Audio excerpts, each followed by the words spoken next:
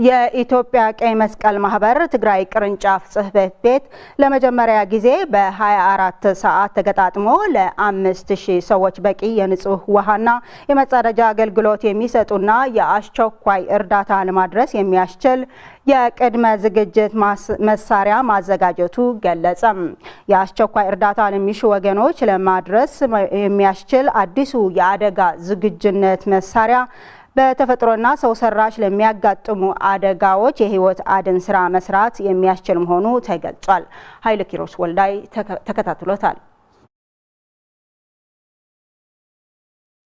በተፈጥሮና ሰው ሰራሽ አደጋዎች ሊከሰት የሚችለው የሞትና የጤና ጠንቆችን ለመከላከል የሚያስችሉ የሰብአዊና የአስቸኳይ እርዳታ ተደራሽነትን ለማጠናከር ቅድሚያ ሰጥቶ እየሰራ መሆኑ የኢትዮጵያ ቀይ መስቀል ማህበር የትግራይ ቅርንጫፍ ጽህፈት ቤት የአደጋ ዝግጁነት ፕሮጀክት አስተባባሪ አቶ አባዲ ኪሮስ ገልጸዋል። 24 ሰዓት የራሱ የድርጅቱ የአለርት ወይም ሪፖርት የማድረግ እንትን አለው። ሃርድ ለሆኑ ቦታዎችም ደርሶ ህይወት የመታደግ አቅምና እንትናለው ስትሬችድ የሆነ የተደረጋ ከቮለንተር እስከ የክልል እንትን ስላለ በ24 ሰዓት ውስጥ ከህይወት ሰዎችን ለመዳን የሆነ ነገር ሲፈጠርቸው አስቸኳይ የውሃ አቅርቦት ሰጥቶ ህይወትን ለመታደግ ከበሽታ ከሞት ለመከላከል የሚያስችል ነው።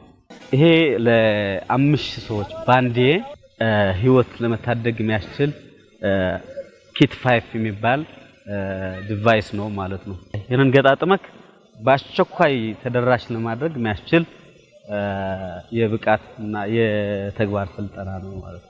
በኢትዮጵያ ቀይ መስቀል ማህበር የትግራይ ቅርንጫፍ ጽህፈት ቤት በተዘጋጀው የባለሙያዎች ስልጠና ተሳታፊ የሆኑት የትግራይ የውሃ ሀብት የጤና ቢሮ በጎ ፈቃደኞችና እንዲሁም የበጎ አድራጊ የባለድርሻ አካላትም አሁን ለአደጋ መከላከልና ዝግጁነት የተዘጋጀው ዘመናዊ የንጹህ ውሃና መጸዳጃ መሳሪያ በትግራይ የተለያዩ አካባቢዎች የሚከሰቱት በሽታና ወረርሽኞችን በድርቅ የተለያዩ ምክንያት የሚፈናቀሉ ዜጎች ህይወታቸውን ለመታደግ የሚያስችል መሆኑም አስተያየታቸው ሰጥተዋል። ወንዝ ወይም ከኩሬ የምናገኛቸው ውሃ በአግባቡ ይህንን ቴክኖሎጂ በመጠቀም በማጣራት ውሃ አክሰስ ለማይሆን ወይም ውሃ ተደራሽ ለማይሆን ማህበረሰብ ጥቅም እንዲሰጥ የተሰራ ቴክኖሎጂ ነው።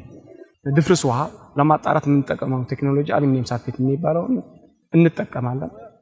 ሁለት ሲስተማቲክ የሆነ ማጣሪያ ያለው አንዱ የአሸዋ ነው፣ ሁለተኛው የካርበን አክቲቭ የሚባል ይዞ መጨረሻ ደግሞ ሲወጣ ወደ የተጣራ ውሃ የምንይዝበት ኮንቴነር ሲሄድ ደግሞ ዲስኢንፌክት ይደረጋል ወይም ይታከማል ማለት ነው። ክሎሪን በማድረግ ዲስኢንፌክት በማድረግ ወደ ህዝቡ ተጠቃሚ እንዲሆን ያደርጋልና ጥሩ ቴክኖሎጂ ነው።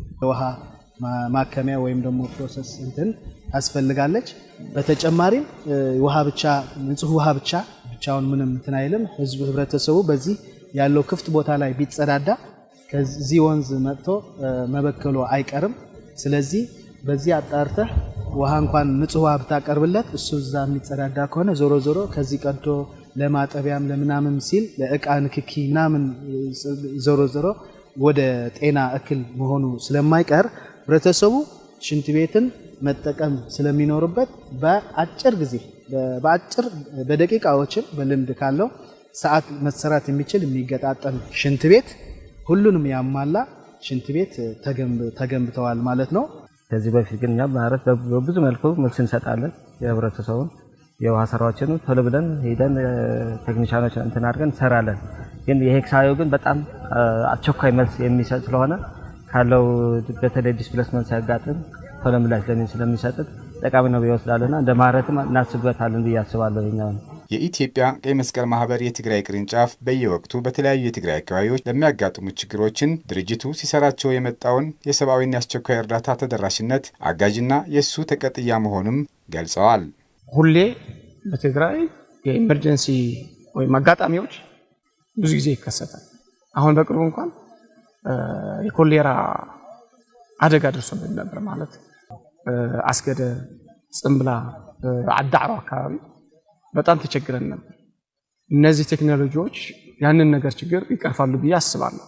በዚህ በ3 አመታት በጦርነት የተጎዱ ማህበረሰቦች የነዳጅ እጥረት ቢኖርም እስከ 200 አምቡላንሶች ለትግራይ ተደራሽ እንዲሆኑ የእናት ህይወት ለመታደግ የሚያስችል ስራዎች እየሰራ ነው። ሌሎችም በጣም ብዙ የሆኑ ስራዎች በውሃ አቅርቦት፣ በጤና ሰዋዊ ድጋፍ በመስጠት ስራ ደግሞ የዚህኛው መቀጠያ መሆኑ